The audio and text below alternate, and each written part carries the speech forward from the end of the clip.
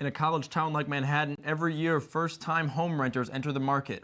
First-time tenants may not be aware of their legal rights. Reporter Bernie Harkins has more on the story. Spellman is a senior at Kansas State and has been a renter for about 3 years.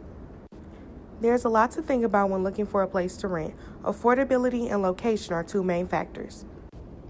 Other problems can include repairs, pest problems, and payment issues.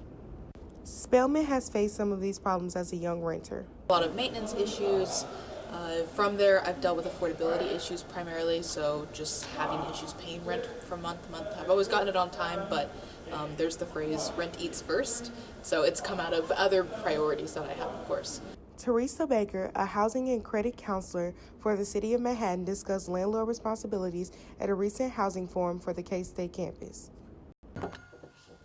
According to a survey sent out by the City of Manhattan, price was the number one concern for most renters. However, many people did not know, according to state law, landlords do not have to supply appliances such as a refrigerator, a stove, or a microwave. On the other hand, landlords are required to provide a livable space to their renters. This means the unit must have heating, electric, and other basic necessities. The biggest issue that we see is tenants withholding rent because of a lack of maintenance, and then they end up getting legally evicted for doing so. Instead of allowing rent to go unpaid, Baker says small claim court is often the best solution. In Spellman's case, after taking Baker's advice, she learned how livable repairs should be taken care of in a timely fashion. Community meetings are a good way for tenants and landlords to understand each other's point of view.